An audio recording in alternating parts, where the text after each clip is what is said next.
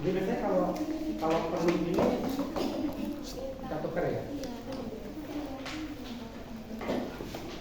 Atau sementara ditulis dulu aja. Jadi 2 kali ya asesinya ya, yang minggu lalu sama minggu ini ya. Dan nanti bisa dibuka biar itu asesi.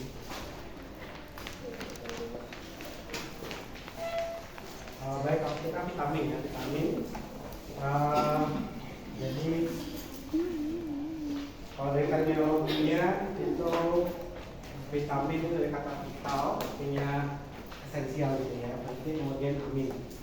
Karena ada beberapa vitamin itu yang mengandung gugus ini ya apa, amin, amida, amino, atau mengandung atom nitrogen. Memang walaupun tidak semuanya mengandung atom nitrogen gitu, tapi pada awal pemunculan gitu ya, atau penemuannya itu kebanyakan ditemukan senyawa vitamin dengan struktur kimia mengandung atom nitrogen.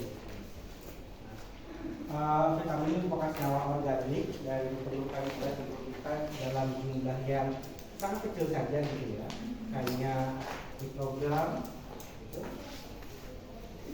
Jadi sangat kecil mikrogram skalanya ya.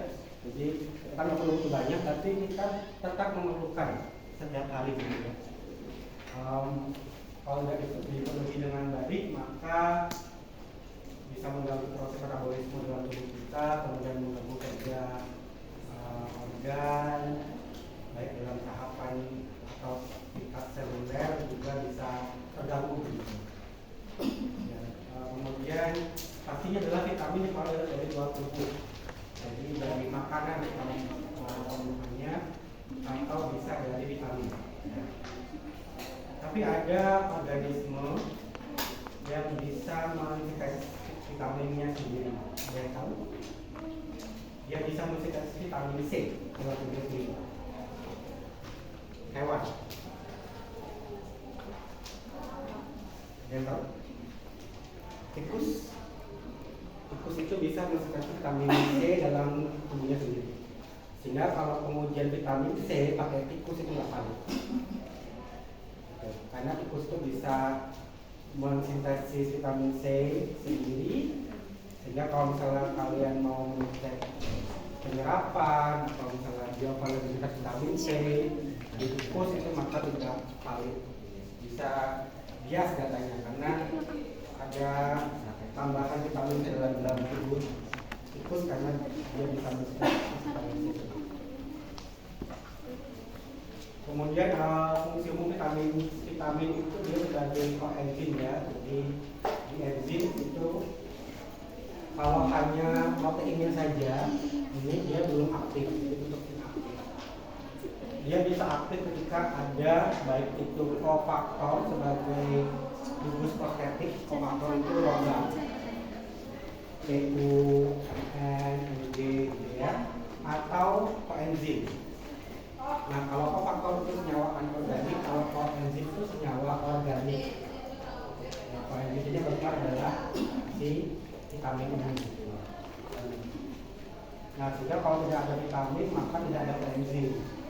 Jadi si koenzim ini nggak bisa dikatakan ke sisi aktif ke enzim, sehingga enzim juga tidak aktif, tidak memakan reaksi katalitik. Akibatnya apa? Reaksi enzimatis tidak bisa terjadi, maka produk intermediate itu akumulasi dalam jaringan darah sehingga terjadi gangguan pada metabolisme. Nah, kalau dari koenzim kita ada banyak ya, terutama vitamin B.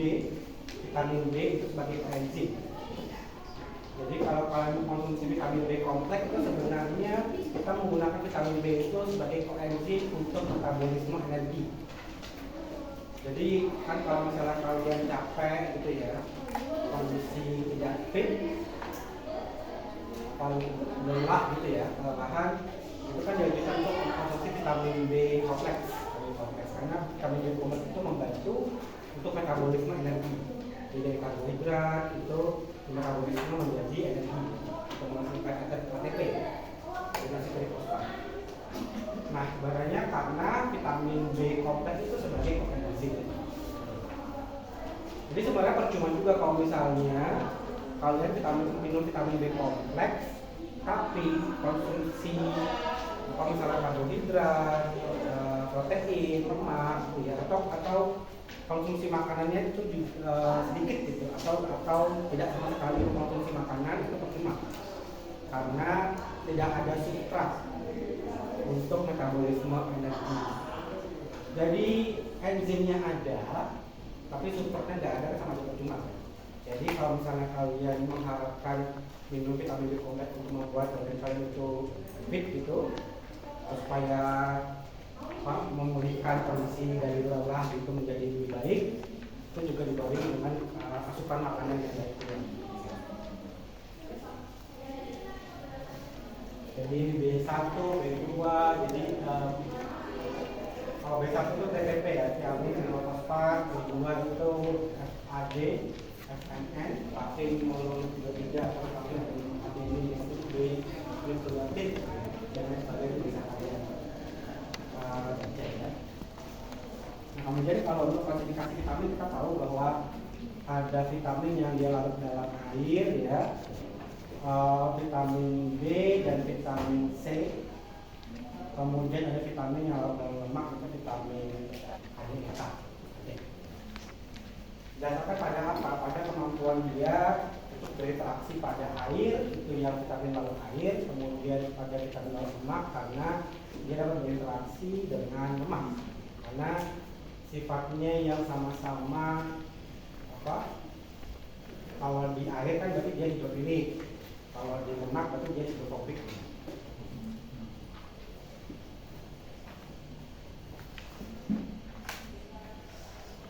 Nah, untuk sifat umum vitamin yang larut lemak dan larut air itu bisa kalian lihat di sini ya. Dari tingkat kelarutannya, yang larut lemak itu dia bisa larut lemak dan juga bisa dilarutkan pada solvent organik. Jadi sama halnya kayak lemak kan kita bisa melarutkan di solvent organik ya.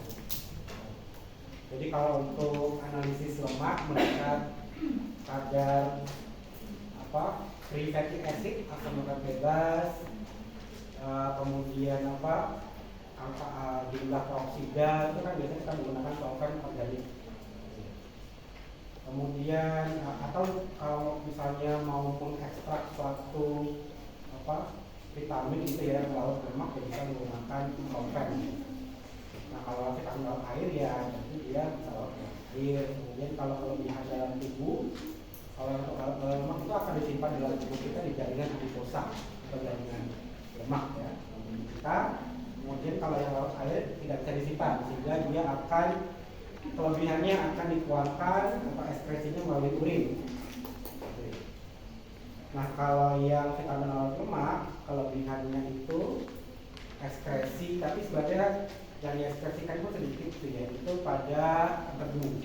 Jadi dari tahan empedu itu, karena empedu itu kan sebenarnya penyusunnya adalah kolesterol.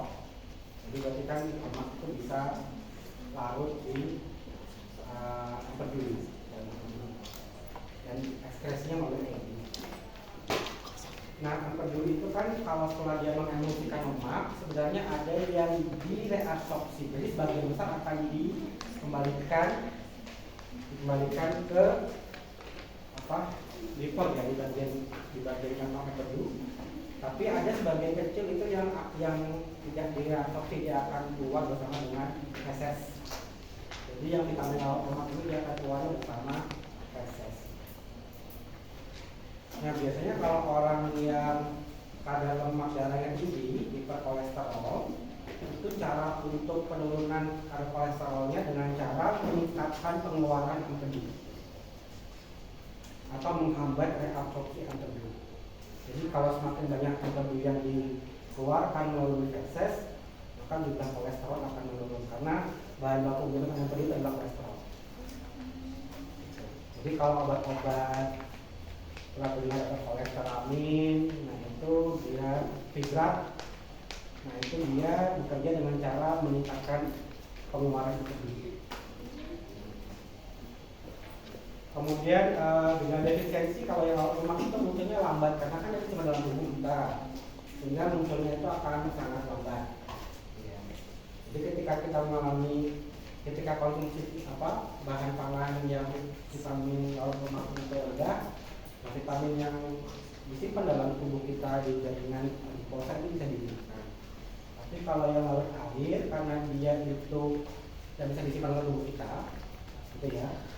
Kan kalau kelebihannya kan dikeluarkan melalui urin, maka gejala defisiensinya itu akan muncul dengan cepat.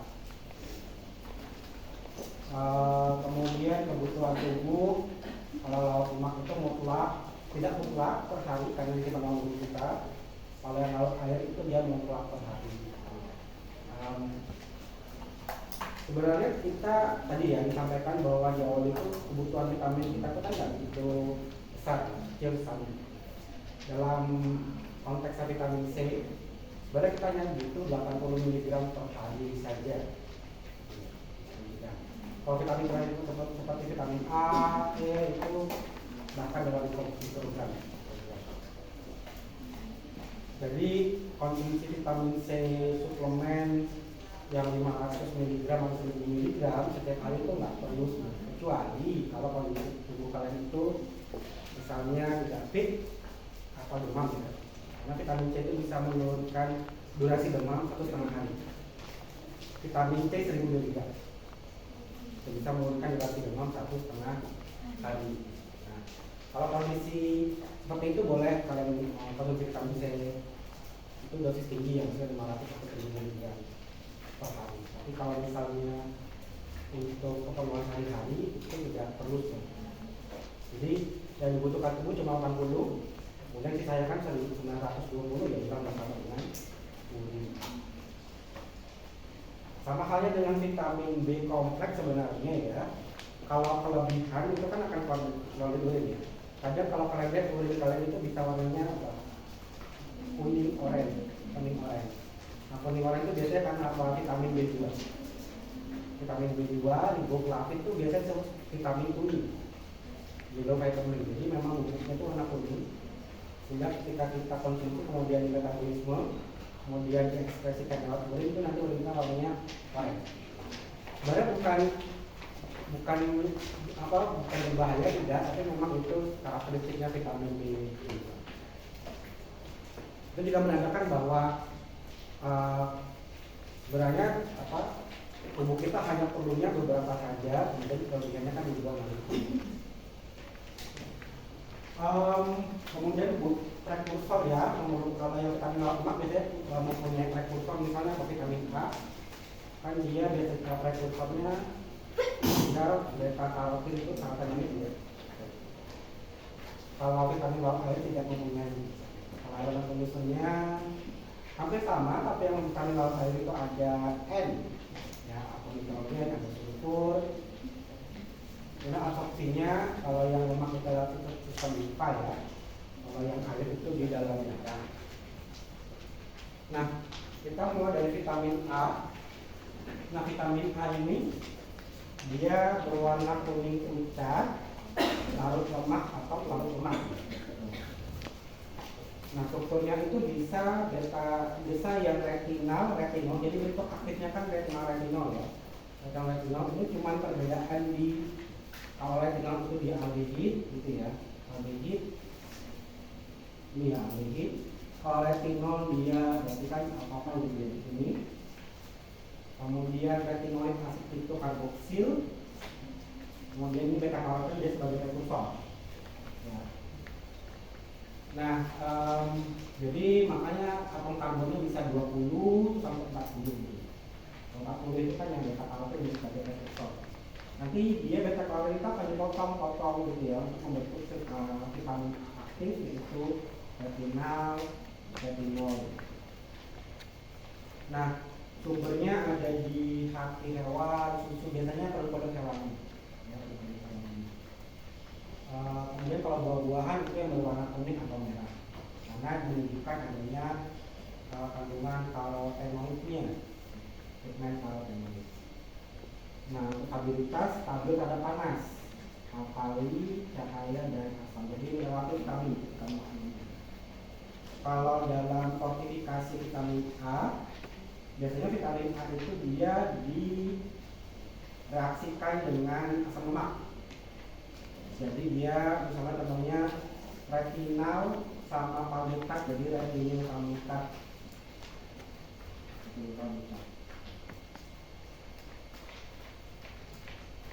Nah ini kandungan vitamin A di bahan pangan ya, budaya bervariasi. Kalau kita lihat yang paling tinggi itu di mana? Butter ya,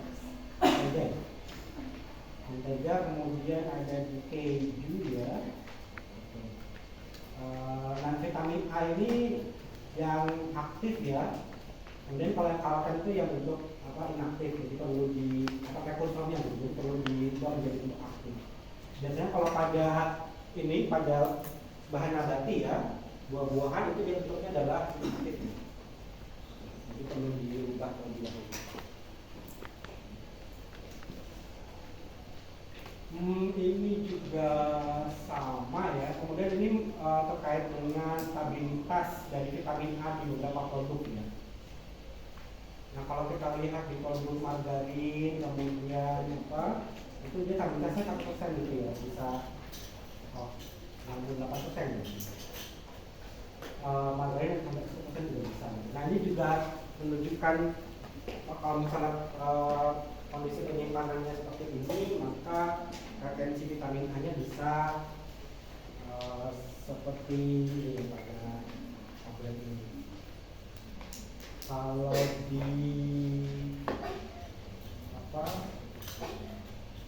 di minuman juga ya, minuman atau jus gitu bisa 80% bisa.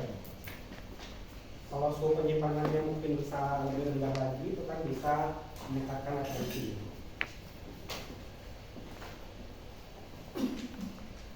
Nah, tadi saya sampaikan bahwa perlu ada konversi dari bentuk inaktif menjadi bentuk aktif dari beta karotin.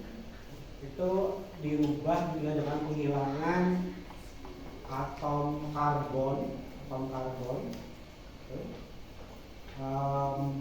Di sini nomor 8, 10, 12 gitu ya. Nah, ini untuk membentuk retinal. Kemudian dari retinal bisa membentuk vitaminnya itu retinol. Jadi dalam tubuh kita nanti akan ada proses konversi ini. Jadi kita mengkonsumsi buah-buahan yang mengandung beta karoten, nah itu nanti akan diubah oleh dalam tubuh kita di tingkat seluler begitu ya.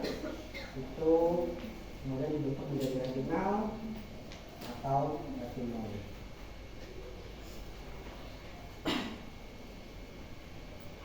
Untuk fungsi vitamin A ini mungkin kalian juga sudah pada tahu ya, terutama untuk fungsi penglihatan mata ya, kemudian juga untuk reproduksi dan pertumbuhan tulang dan gigi juga penting ternyata. Jadi tidak hanya vitamin D, maka vitamin A itu juga penting untuk pertumbuhan tulang dan gigi, karena dia membantu untuk mendeposit mineral pada tulang dan gigi. Kalau tulang dan gigi itu kan biasanya mineralnya hidroksiapatит ya, hidroksiapatит.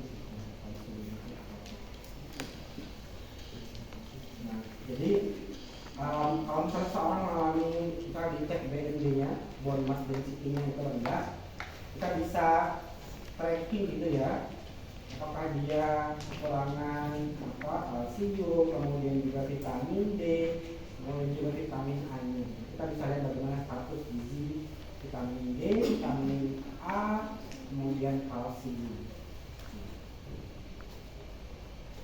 Dia berperan dalam menentukan pengaturan hormon serta membantu melindungi tubuh terhadap kanker.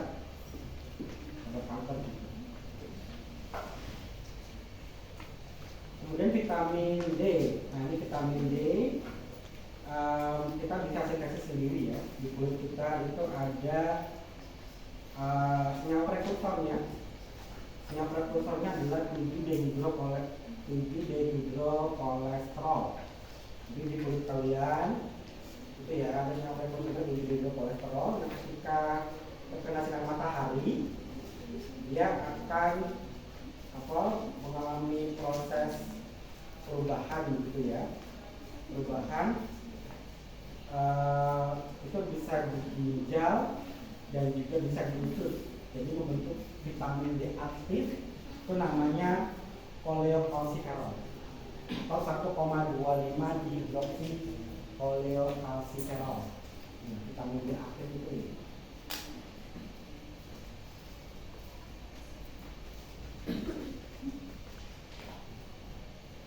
Kemudian vitamin D ini dia kalau dalam proses produksi ya, dia stabil, relatif stabil, kemudian dalam penyimpanan juga dia stabil.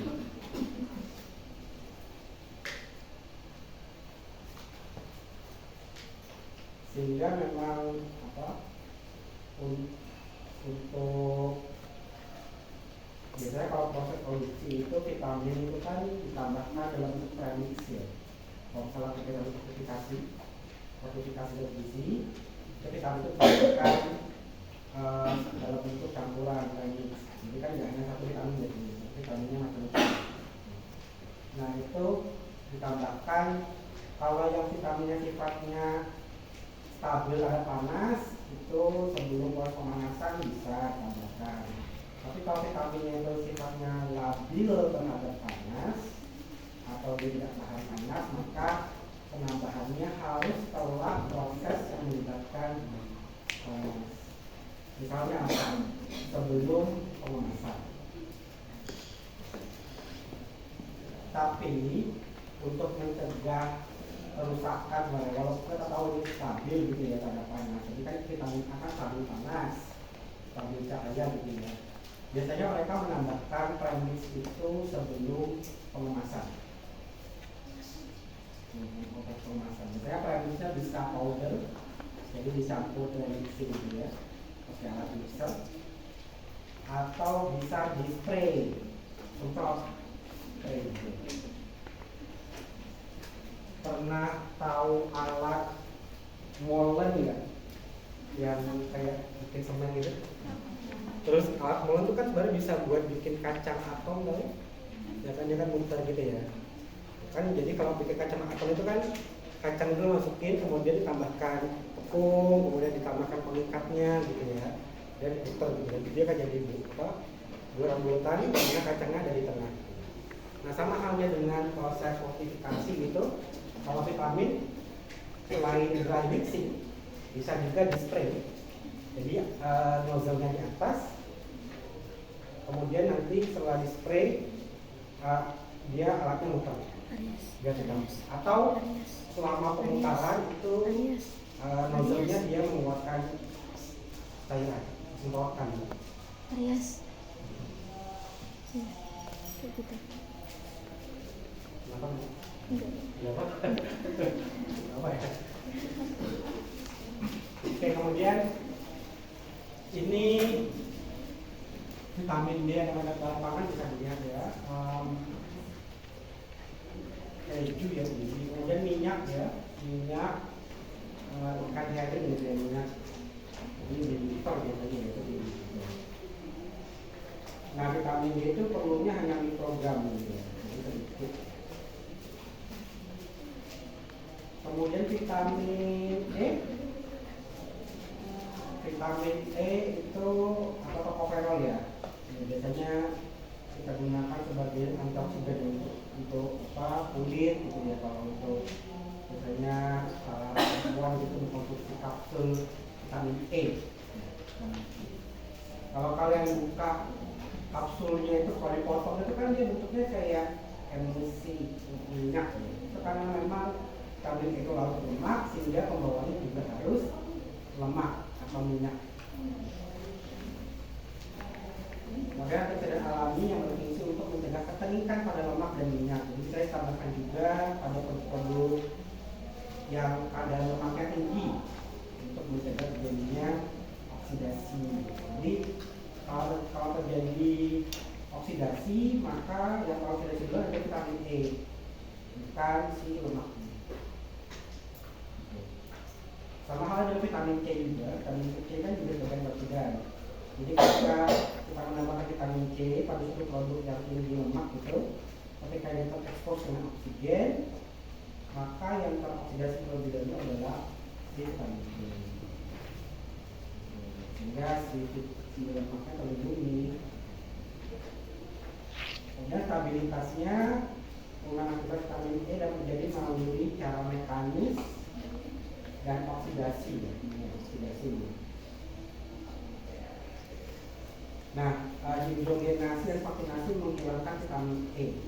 Jadi kalau misalnya pembuatan margarin pada lemak yang memang tinggi kadar vitamin E-nya, atau sebelumnya ditambahkan vitamin E gitu ya, nah hidrogenasi itu bisa jadi kadar vitamin E-nya akan turun.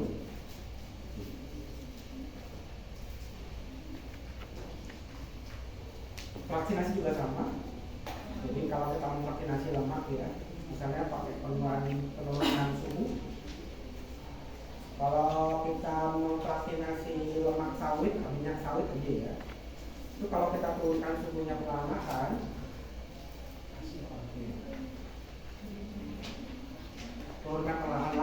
itu dia akan ada fraksi-fraksi yang keluar. Fraksi yang keluar sesuai dengan dari titik LF-nya.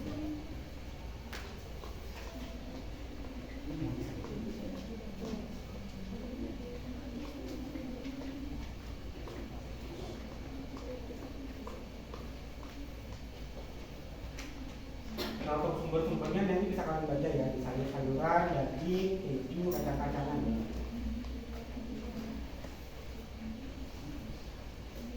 Nah, ini di bahan pangan itu bisa dilihat untuk jumlahnya, ya. Baik itu dari bahan pangan yang hewani atau yang dia nabati.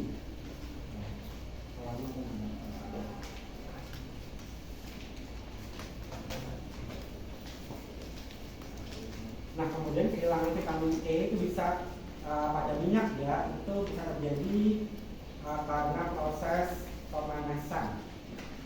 Jadi kalau kita pakai untuk menggoreng gitu ya, jadi sebelum digunakan itu kadar toksoferolnya atau vitamin E-nya 82 mg per 100 gram. Tapi setelah digunakan pertama turun jadi 73, jadi lossnya 11%. Kemudian setelah 2 minggu turun lagi jadi 88% lossnya, dan seterusnya.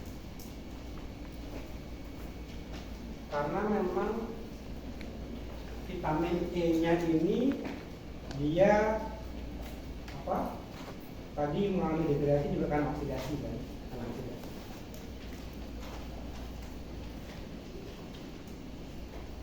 Nah, kemudian ini vitamin K. Vitamin K ada 3 bentuk.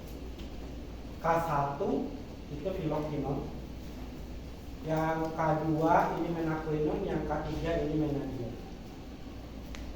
Yang ada pada bahan pangan itu biasanya yang K1 filokvinol. Kemudian K2 itu biasanya ada di, dan tahu di mana? Hasil dari proses apa? Dia ada di dalam tubuh kita.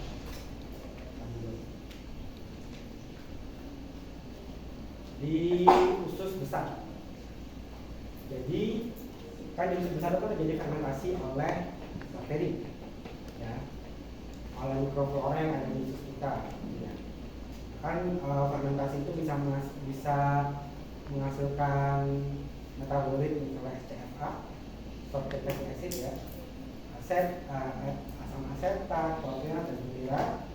Jadi dari fiber yang kita konsumsi itu difermentasi.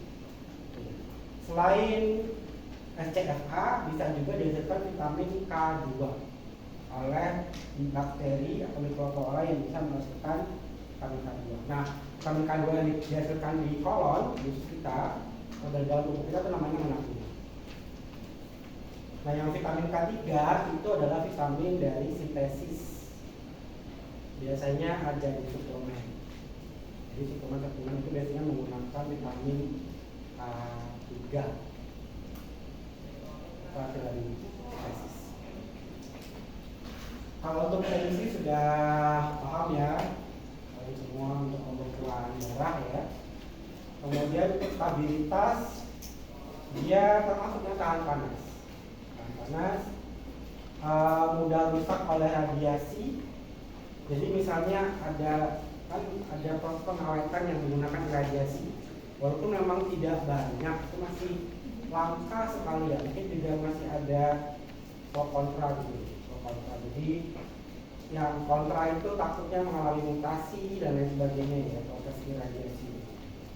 Walaupun memang sebenarnya aman gitu ya proses radiasi, asalkan untuk jumlah radiasi dan segala macam itu terkontrol gitu. Itu ada guideline-nya. Nah, kalau produk-produk yang diradiasi itu dia pasti akan rusak gitu makanya. Kemudian juga asam, ada suasana asam itu juga vitamin K bisa rusak, dan suasana yang alkali atau pH basah. Kemudian dia juga sifatnya fotoreaktif atau peka terhadap cahaya, jadi bisa juga mengalami kehilangan karena cahaya. Jadi memang beberapa produk-produk pangan yang dia mengandung vitamin yang sifatnya fotoreaktif atau terhadap cahaya, pasti kemasannya itu akan gelap. Atau kemasannya itu pakai aluminium foil, gelap lah gitu ya. Jadi kan kalau di produk itu kan biasanya pakai aluminium foil laminated, bisa polipropylen, bisa polyethylene gitu. Nah, kemudian kan ada warna-warna gitu. Kalau ciki kan ada warna-warnanya ya, hijau, merah gitu. Nah, itu sebenarnya untuk melindungi komponen yang ada di dalam bahan, yang ada di dalam kemasan gitu. Biasanya produk-produk itu yang kita temuin di pasaran pasti dia punya kemasan yang berwarna dan dia tidak transparan, terutama untuk yang penyimpanan dalam jangka waktu lama. Kalau produk-produk PIRT yang di rumah tangga ya biasanya bening gitu ya karena memang produk itu dia tahannya nggak lama ya, itu cuma seminggu gitu. Kemudian sumber vitamin K dari sayur berwarna hijau dan kacang polong dan serealia. Nah, ini contoh-contoh sumbernya dari bahan nabati. Kemudian di liver juga ada ya, liver di susu ya. Susu, kemudian di gandum juga. Oke, itu tadi yang vitamin larut lemak ya, jadi A, D, E, K. Rata-rata vitamin larut lemak itu dia stabil terhadap panas yang pertama. Kemudian yang kedua, dia tidak akan ada cahaya atau fotoreaktif kecuali vitamin A tadi. Kemudian kehilangannya biasanya karena oksidasi. Beberapa ada yang karena asam dan juga karena kondisi alkali atau basa. Itu karakteristik vitamin larut air ADK. Pertanyaan kira-kira sebelum saya lanjut? Kalau tidak ada, kita lanjutkan yang ke vitamin larut air. Vitamin larut air itu terutama vitamin B kompleks ya, vitamin B dan vitamin C. Nah, vitamin B1 kita mulai ya, untuk diamin. Nah, diamin sendiri dia ini ya, penamaannya karena ada gugus ini tio, senyawa yang mengandung sulfur dan amin ini jadi NH2 ini.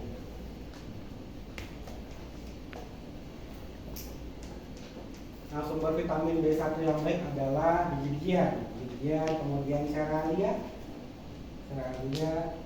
sehingga untuk pencucian beras biasanya kan juga tidak boleh terlalu banyak gitu ya, terlalu sering gitu ya pencucian beras karena bisa hilang bersamaan dengan pencucian. Ada yang beras difortifikasi sama vitamin B. Jadi fortifikasinya itu bentuknya powder gitu ya, powder kemudian dicampur ke beras. Nah kalau seperti itu maka berasnya nggak perlu dicuci, jadi langsung ditambahkan air untuk dimasak. Biasanya sebelum difortifikasi berasnya juga dibersihkan dulu. Kan ada yang kalau nggak salah beras terjual itu yang tinggal langsung dimasak, nggak perlu dicuci gitu, karena memang sudah ada proses pembersihan sebelumnya di industri.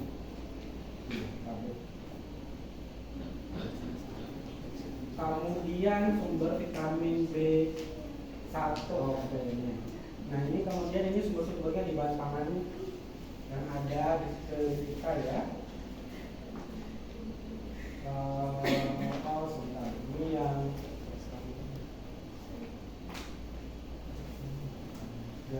ini.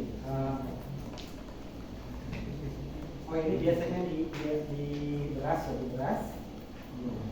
Juga ada vitamin B-nya untuk diambil ini. Nah kemudian terkait dengan stabilitas vitamin B1, kehilangan utamanya itu karena air, ya. Kemudian panas, oksidasi, alkali atau pH basa, iradiasi, sama penggunaan pengawet sulfit. Sulfit atau proses sulfitasi untuk mencerahkan warna pada tepung, itu dia akan menurunkan kadar vitamin B1. Jadi biasanya kalau dalam proses pengolahan itu kan ada banyak tahapan gitu ya, penggilingan atau mungkin juga tahapan pemberian panas, kemudian juga pemberian sinyal kimia seperti tadi sulfitasi, itu bisa menghilangkan vitamin B1. Nah caranya biar mengembalikan kembali dengan cara difortifikasi. Kalau di tepung itu kan ada tahapan penggilingan, milling itu kan bisa menghasilkan panas karena ada gesekan ya, gesekan partikel. Kemudian gesekan juga dengan mesin, itu meningkatkan panas suhu bahan. Nah sehingga vitamin B itu bisa terdegradasi. Sehingga untuk mengembalikannya lagi dengan cara difortifikasi. Kan semua masalah kalau kita lihat di pasar itu kan produk tepungan itu pasti semuanya difortifikasi. Seperti itu pasti ada difortifikasi.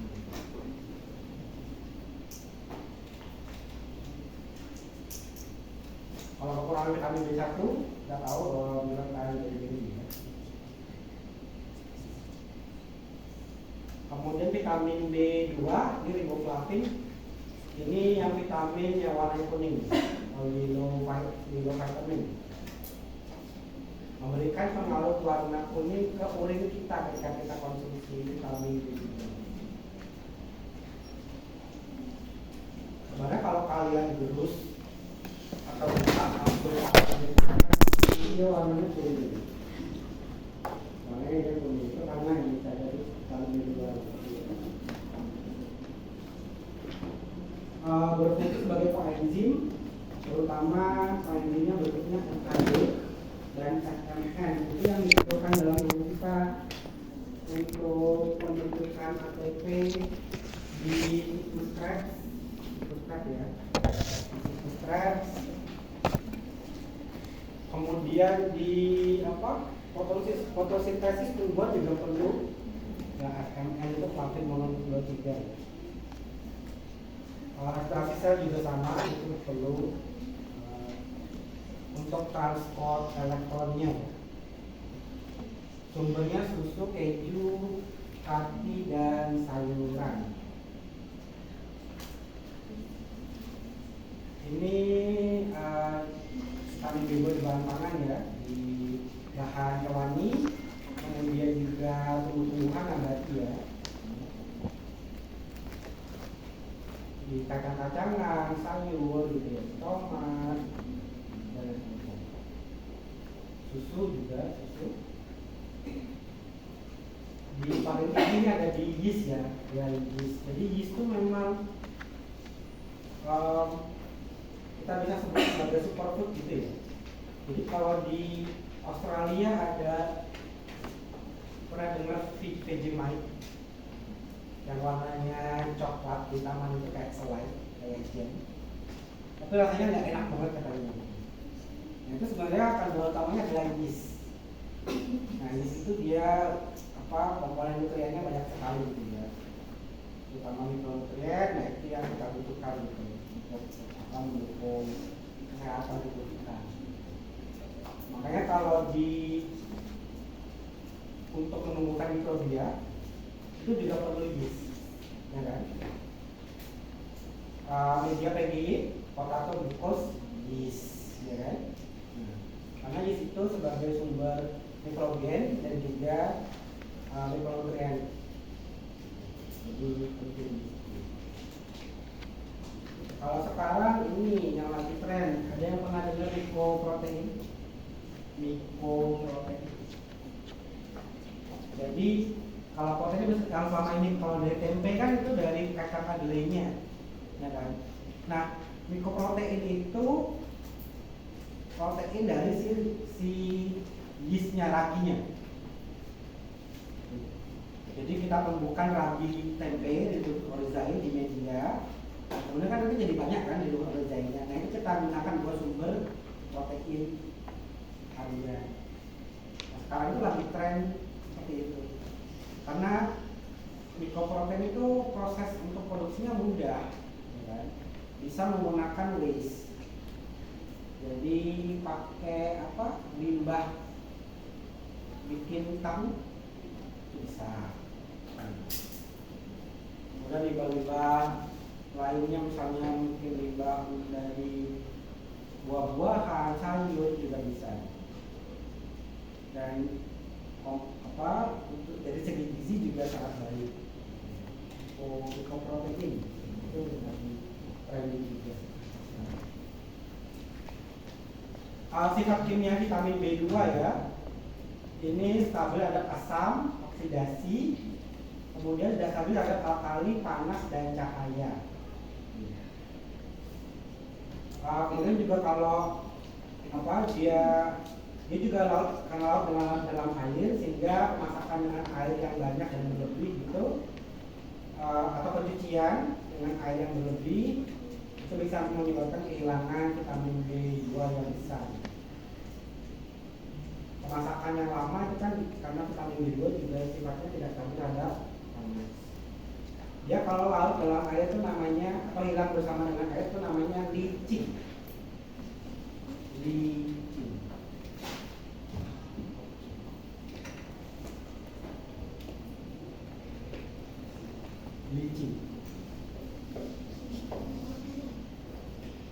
Itu dia larut bersama dengan air, licin.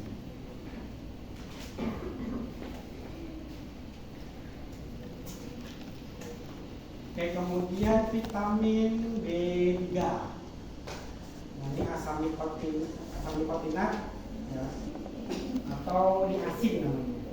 Niacin. Untuk sumbernya itu banyak di sayuran dan makanan yang terbuat dari hewan atau bahan-bahan hewani ya.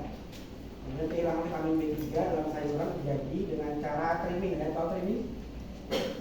Trim, potong. Ya, karena sebenarnya bahannya itu ada di sayuran. Ketika kalian potong berarti kan ya hilang kan, gitu loh. Kemudian licin juga sama, jadi pencucian bisa hilang. Seperti halnya vitamin larut dalam air. Tadi B1, B2 gitu. Nah, dia ada 3 bentuk ya, niacin, nicotinamide glucosida, dan nicotinamide niacinamide ya. Rata-rata kalau kita lihat dari segi ini struktur vitamin dari B1, B2, B3 ada kesamaan gimana? Bentuknya apa? Siklis ya? Siklis aromatis ya? Kemudian dia ada apa lagi? Atau kalau beda tadi dengan yang apa? Kalau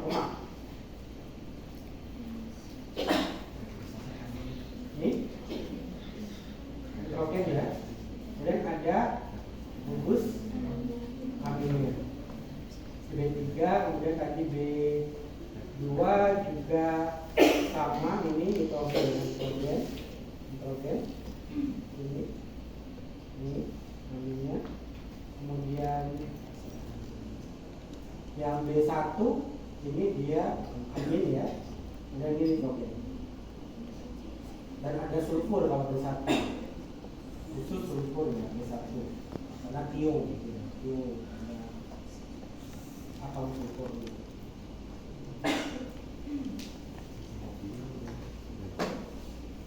Nah ini keberadaan vitamin B3 di bahan pangan ya, sama halnya tadi ada di bagian bahan pangan nabati dan juga hewani. Di ayam itu ini ya, cukup tinggi ya. Chicken yang darknya itu kalau bebek itu kan warna dagingnya agak gelap ya, bebek. Terus kalau ayam kan sebenarnya agak terang ya. Mungkin apa ya? Oh, ayam kalkun ya. Kayak ayam kalkun itu kan agak gelap kan.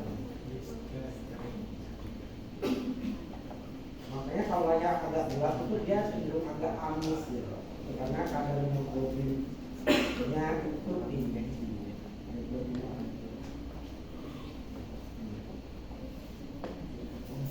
Di sini ada apa? Jual ayam kalkun gitu. Ada ya? Ini juga ada di kayaknya nih. Kita masakan apa? Biasanya Timur Tengah, Arab.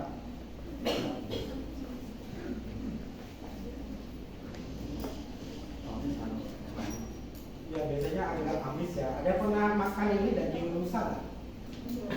Daging rusa? Nggak. Saya pernah. Jadi dulu waktu S2 kan saya S2 juga di Jepang. Itu waktu itu pernah ada. Jadi kan biasanya kan grup-grup RCTI di Indonesia itu kan terus ngasih info kalau ini ada daging halal gitu ya. Jadi nggak cuma sapi tapi ada rusa juga gitu. Karena daging rusa itu dia kadar hemoglobinnya tinggi, jadi dia itu gelap. Dan dia cenderung amis, kayak berserat. Karena kan modalitas geraknya rusa kan itu ya lebih banyak ya. Jadi itu cenderung fibrous dibandingkan kalau daging sapi. Udah ada pernah coba udah? Sudah. Pernah. Itu juga berserat ya kayaknya ya, dan agak amis.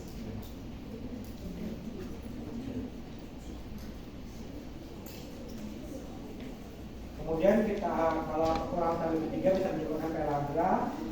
Pellagra itu yang warna putih merah-merah itu, kayak alergi. Dan salah satu vitamin yang sangat stabil pada panas. Jadi vitamin B3 itu dia stabil panas, cahaya, udara, asam, dan juga oleh alkali. Jadi ini cukup stabil ya vitamin B3 ini. Cukup stabil. Kemudian ini ASI umumnya stabil dalam proses pengolahan pangan. Jadi nggak masalah.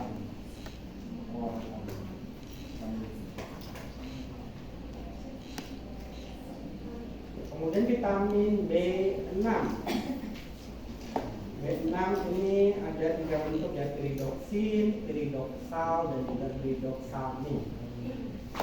Sama halnya dengan vitamin sebelumnya, ini ada ini ya, nitrogen, kemudian ada unsur amino, aminanya ya. Kemudian pyridoxal ini ada fosfat. Sebenarnya keberadaan apa gugus samping itu ya, ada di sini hidroksil, kemudian fosfat, OH ini membantu untuk peningkatan dengan air. Kalau ada gugus sampingnya itu cuman alkil, CH gitu ya, cuman CH. Nah ini dia biasanya sifatnya hidrofobik, yang biasanya pada lemak gitu ya. Nah, jadi dia hidrofobik sifatnya kalau dia gugus sampingnya itu alkil. Kalau dia punya hidroksil, punya apa fosfat ini dia biasanya bisa berkaitan dengan air.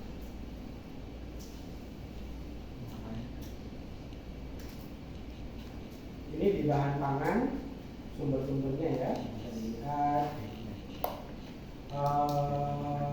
Paling tinggi itu di Bandung ya, Bandung.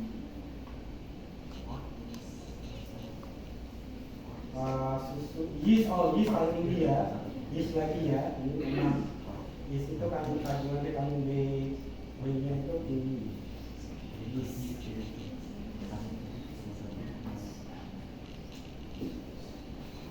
Stabilitas tadi ya, relatif stabil, panas, basah kuat. B6 itu stabil di panas, basah kuat dan juga asam, tapi dia peka terhadap cahaya. Jadi dia mudah rusaknya itu karena mudah rusaknya karena udara sama cahaya. Kalau panas ini.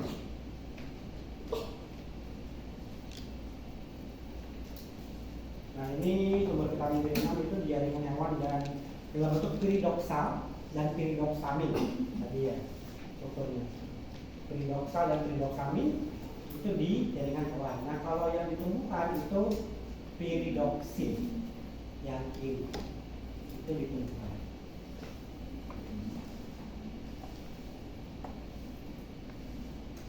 Kemudian ada vitamin B12, kobalamin.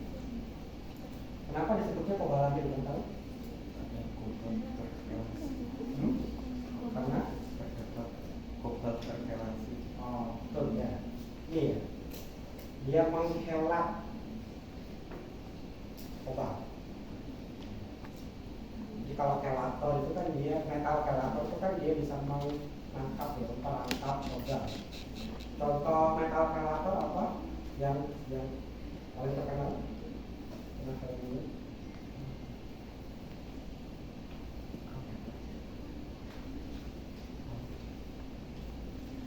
EDTA. Nah itu sebagai metal kelator. Nah EDTA itu dia ditambahkan pada produk tinggi lemak juga supaya dia mengikat logam besi. Sekarang jadi Fe EDTA gitu ya. Fe EDTA, nah sehingga Fe itu tidak bisa mengoksidasi logam.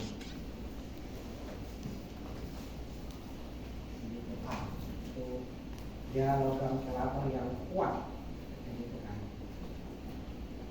Nah fungsinya mengubah pola menjadi bentuk aktif, metabolisme sel, kemudian juga untuk pembentukan sel darah. Sehingga kekurangan dari vitamin B12 ini anemia pernisiosa. Jadi selnya itu nggak bisa membelah secara baik. Jadi dia ukurannya besar tapi jumlahnya sedikit. Atau dia jadi kecil-kecil sehingga apa kemampuan untuk mengikat oksigennya jadi lebih rendah. Jadi menyebabkan seseorang mengalami anemia, gangguan perkembangan sel dan juga gangguan saraf. Ini penting juga bagi ibu hamil untuk mengkonsumsi vitamin B12. Kemudian siap pada bahan pangan ini stabil pada suhu kamar, tetapi dia labil pada pemanasan. Jadi dia termolabil. Tidak stabil jika terkena sinar UV ataupun visible light. Jadi dia peka juga terhadap cahaya atau sifatnya fotoreaktif. Sumbernya ada di protein hewani, ada di jeroan. Liver juga ada vitamin B12. Ini ya di liver, kemudian di susu, di kerang-kerangan gitu, kemudian di telur juga. Kemudian biotin itu vitamin B11 ya. Vitamin B11 itu dia sebagai koenzim juga dalam sintesis dan untuk oksidasi lemak. Jadi kalau lemak itu kan dioksidasi jadi asetil CoA. Jadi kalau lemaknya itu misalnya rantainya ada 18, C-nya 18. Nah kalau dioksidasi dia akan memutuskan dua karbon. Jadi dari dua atom karbon C itu namanya asetil. Nah ini nanti diikat sama koenzim ya, namanya koenzim A. Nah ini nanti bisa masuk ke siklus Krebs. Nah siklus Krebs ini nanti kan dia bisa membentuk ATP. Nah jadi nanti ada berapa asetil CoA kalau dia 18? 9 asetil CoA.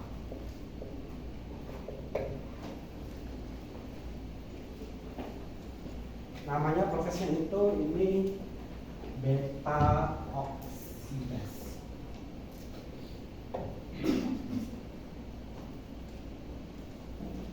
Sumbernya di daging, kuning telur dan hamir. Ini bukan hamar, bukan hamar ya, tapi hamir.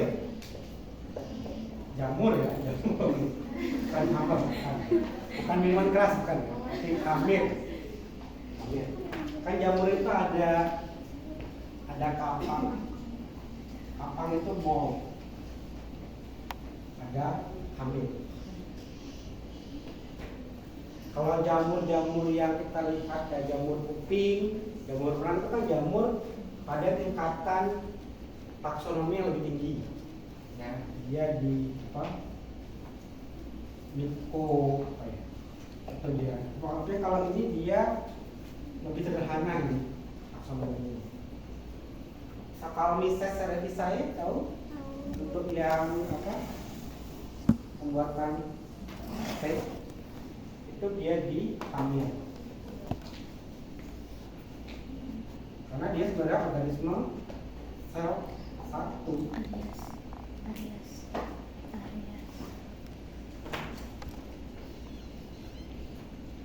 Oke, kemudian stabilitasnya ya. Stabil di udara, stabil pada pH netral dan asam serta tahan panas, jadi dia termostabil. Kemudian ini di bahan pangan itu ada di susu, tomat, kemudian di gandum ya, beef dan lain sebagainya. Di buah-buahan juga ada. Di kacang dia cukup tinggi juga ya, kacang. Dia tinggi. Oke, kemudian asam pantotenak. Asam pantotenak ini juga dia sebagai vitamin laut air ya, komponen koenzim A, dan ini adalah bentuk yang terdapat dalam kebanyakan makanan. Nah tadi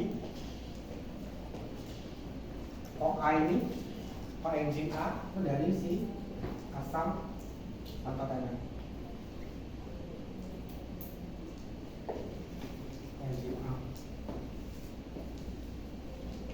Nah, stabilitasnya dia stabil di udara dan labil oleh panas, jadi dia termolabil. Senyawa ini stabil dalam larutan dengan rentang pH 5 sampai 7. Sumbernya di daging, hati, ginjal, buah, sayur dan sebagainya. Ragi juga ada, yeast. Lagi yeast itu mengandung banyak vitamin B.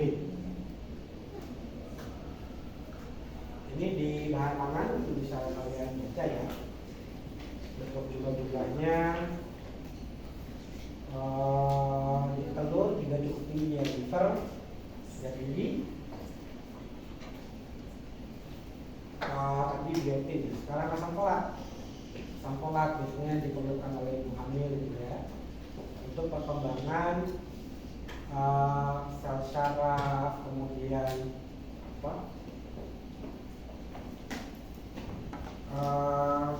neural tube itu ya, bagian yang mengarah ke dari otak menuju ke saraf belakang gitu ya, neural tube.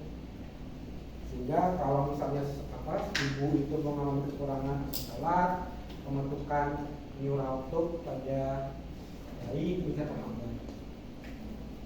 Macam-macam efeknya, bisa ke arah kognitif, kemudian juga keterbelakangan mental gitu ya.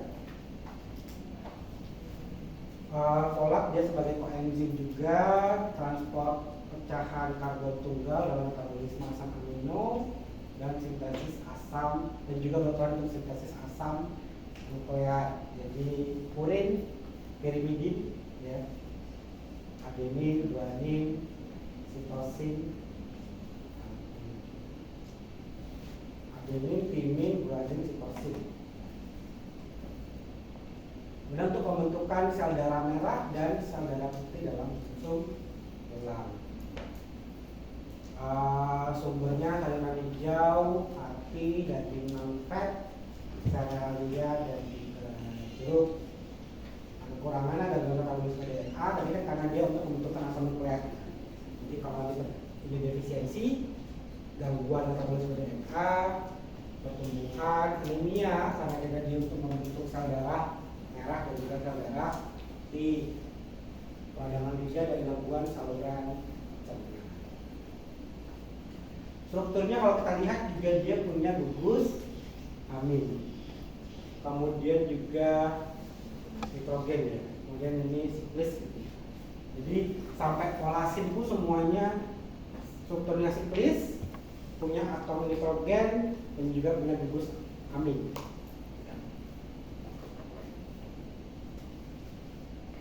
Ini kandungannya di bahan pangan. Memang rata-rata kecil ya kolak. Sehingga untuk ibu hamil gitu ya ditingkatkan konsumsi, jumlah konsumsinya, dan juga menambah asupan dari suplemen. Jadi suplemennya ibu hamil itu biasanya mahal-mahal. Jadi buat calon bapak ini harus bekerja keras ya, menghasilkan uang. Karena biaya buat hamil, melahirkan, membesarkan anak itu banyak.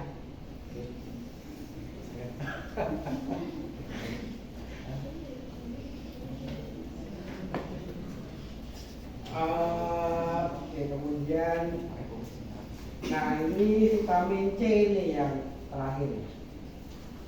Vitamin C asam ascorbat ya, dia berperan penting untuk mencegah terjadinya scurvy. Jadi di bagian mulut ya, peradangan gitu ya.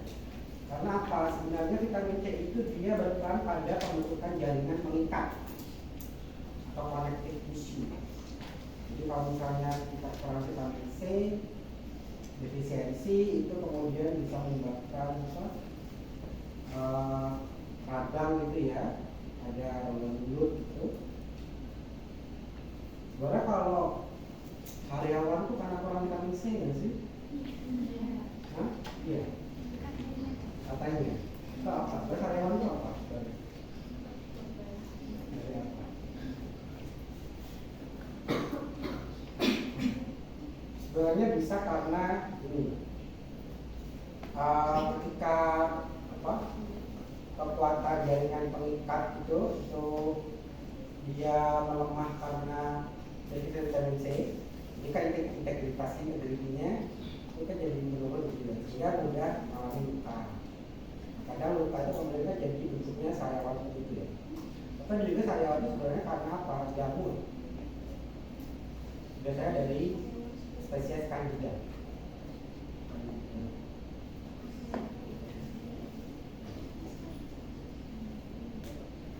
Jamur. Biasanya sama dengan jamur yang ada di mana kalau Candida. Kalau di perempuan itu di bagian apa? Kalau kita itu kan jamur Candida. Nah sebenarnya pH asam itu kan sebenarnya untuk mengatur pertumbuhan jamur-jamur. Jadi kalau jamur-jamur patogen itu dia dari sumber pH asam. Jadi sebenarnya ada proses yang natural alamiah sebenarnya dari tubuh untuk menjaga supaya terjadi pertumbuhan jamur yang patogen. Kan ada yang bilang bahwa tidak boleh menggunakan pembersih secara terus-terusan ya, karena sebenarnya untuk menjaga pH supaya itu tetap asam gitu. Jadi sama itu kandida itu di mulut sama itu sama. Kemudian vitamin C juga berperan sebagai antioksidan. Bersifat mudah larut air dan mempunyai sifat keasaman dan sifat reduksi yang kuat. Jadi dia sebagai reduktor yang kuat. Ini di bahan pangan, terutama di buah-buahan ya, di buah-buahan ini tinggi adanya bekaran yang ini tinggi gitu. Kemudian ini karena vitamin C itu dia sifatnya termolabil, jadi dia tidak tahan panas. Kemudian juga kehilangannya karena trimming, pemotongan, terutama pada bagian yang dekat dengan kulit kalau pada buah-buahan itu ya. Jadi sebenarnya antara buah yang kulitnya dimakan sama kulitnya dikupas lebih bagus yang kita tidak kupas kulitnya, karena vitamin C-nya akan jauh lebih tinggi gitu, dibandingkan dengan yang kita kupas kulitnya. Kandungan kantora pada buah apel berkulit kutu lebih besar dibandingkan buah apel yang telah dikupas. Ada beberapa penelitian juga yang menyebutkan bahwa kandungan di bagian dekat kulit itu tinggi kandungan vitamin C. Pada sayuran seperti brokoli, kacang hijau, dan tarabus, trimming dan pemasakan dalam waktu lama menyebabkan kehilangan vitamin C. Jadi ya sia-sia gitu ya kalau kita masak sayur-sayuran itu yang tinggi vitamin C dalam waktu lama. Apalagi kalau dilakukan pemanasan berulang. Ada yang pernah dengar kayak bayam itu sebenarnya nggak boleh panasin berulang, soalnya beracun gitu. Itu nggak sebenarnya beracun. Saya itu dulu juga apa ya, sebenarnya ya itu karena banyak orang ngomong itu tuh jadinya wah sayur-sayur itu nggak boleh dipanasin, jadi harus habis itu. Sebenarnya lebih kepada kalau sayur-sayur itu dipanaskan berulang, itu kan komponen gizinya banyak yang hilang, degradasi, jadi kan percuma. Sebenarnya ada salah satu juga jurnal yang mengatakan ada peningkatan produksi nitrosamin. Nitrosamin itu dia bisa menyebabkan kanker. Tuh. Tapi sebagian besar apa ya kenapa nggak dipanasin berulang ya sebenarnya supaya mencegah terjadinya kehilangan vitamin yang lebih besar. Ya, sama kan kalau saya banyak kalau udah dimasakkan biasanya kan lunak ya, udah lunak kan ya. Kalau dipanasin berulang kan jadi lebih lagi ya. Ya. Kemudian hilang ketika penggilingan juga, ini hilangan pada serealia mengandung vitamin C. Jadi ketika penggilingan itu juga bisa hilang. Kemudian kan penggilingan juga ada peningkatan suhu, nah itu dia vitamin C juga bisa mengalami degradasi. Kemudian leaching, perendaman itu dia bisa larut ke air. Ada yang tahu blanching? Blanching? Apa itu blanching? Apa? Apa? Pemutihan? Bleaching, kalau pemutihan bleaching. Dan tahu blanching? Blanching itu memberikan panas tapi dalam jangka waktu yang singkat. Tujuannya untuk mengaktifasi enzim yang berperan dalam kecepatan. Jadi biasanya kita kukus sebentar atau diberikan air panas, itu namanya blanching. Jadi hanya sebentar saja, dengan tujuan untuk menginaktifasi enzim. Nah blanching itu karena panas kan sehingga vitamin C juga bisa mengalami degradasi. Kemudian nah ini yang stabil karena panas. Ini vitamin C stabilitas yang summary stabilitas vitamin. Nanti bisa kalian gunakan tabel ini yang buat mengidentifikasi vitamin mana yang dia tidak stabil terhadap panas, mana yang tidak stabil terhadap cahaya, dia sifatnya fotoreaktif, mana yang sifatnya dia tidak stabil terhadap oksidasi, ya, bisa kalian lihat. Ini kalau buat ujian juga sebagai ini juga buat. Misalnya saya kasih contoh kasus ini. Nungguin ya. Misalnya apa? Suatu proses produksi